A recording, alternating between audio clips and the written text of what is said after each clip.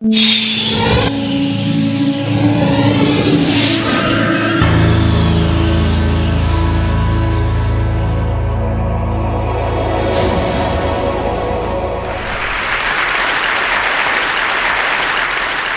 the next 5 minutes, my intention is to transform your relationship with sound.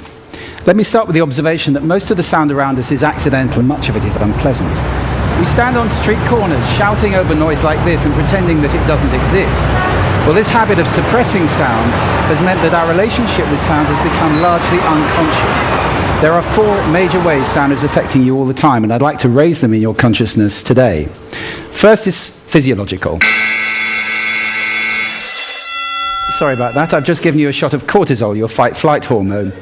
Sound's affecting your hormone secretions all the time, but also your breathing, your heart rate, which I just also did, and your brain waves.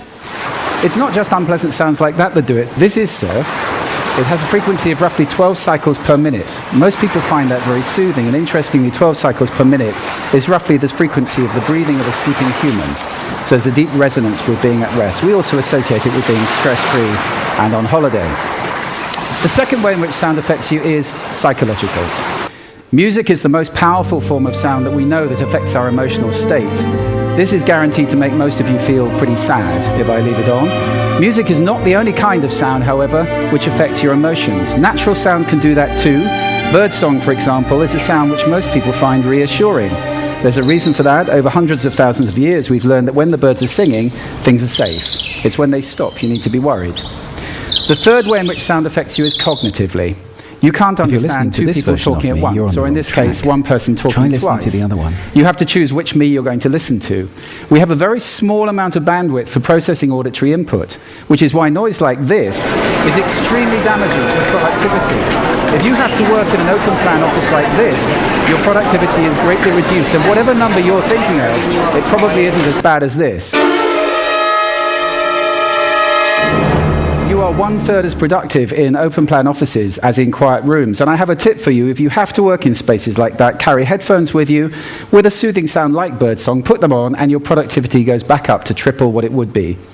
The fourth way in which sound affects us is behaviorally. With all that other stuff going on, it would be amazing if our behavior didn't change. So ask yourself, is this person ever going to drive at a steady 28 miles per hour? I don't think so. At the simplest, you move away from unpleasant sound and towards pleasant sound. So if I were to play this, for more than a few seconds, you feel uncomfortable. For more than a few minutes, you'd be leaving the room in droves.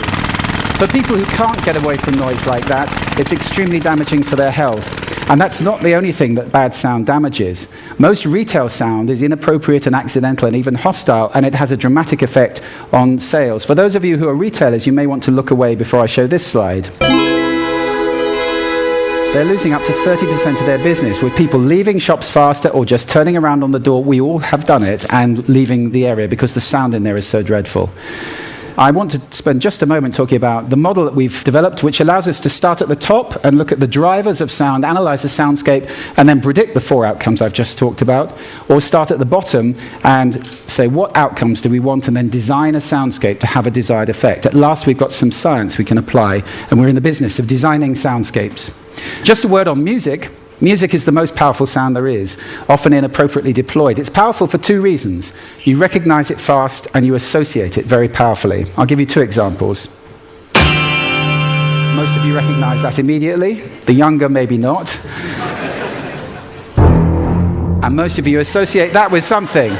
Now, those are 1-second samples of music. Music is very powerful, and unfortunately, it's veneering commercial spaces, often inappropriately. I hope that's going to change over the next few years. Let me just talk about brands for a moment, because some of you run brands. Every brand is out there making sound right now. There are 8 expressions of a brand in sound. They're all important, and every brand needs to have guidelines at the center. I'm glad to say that is starting to happen now. You all recognize that one. This is the most played tune in the world today. 1.8 billion times a day, that tune is played, and it costs Nokia absolutely nothing. just leave you with 4 golden rules for those of you who run businesses for commercial sound. First, make it congruent, pointing in the same direction as your visual communication. That increases impact by over 1,100%. If your sound is pointing in the opposite direction, incongruent, you reduce impact by 86%. That's an order of magnitude up or down. This is important. Secondly, make it appropriate to the situation. Thirdly, make it valuable. Give people something with the sound. Don't just bombard them with stuff. And finally, test it and test it again. Sound is complex. There are many countervailing influences. It can be a bit like a bowl of spaghetti. Sometimes you have to just eat it and see what happens. So I hope this talk has raised sound in your consciousness. If you're listening consciously, you can take control of the sound around you. It's good for your health. It's good for your productivity. If we all do that, we move to a state that I like to think will be sound living in the world. I'm going to leave you with a little bit more birdsong. I recommend at least 5 minutes a day, but there is no maximum dose. Thank you for lending me your ears today.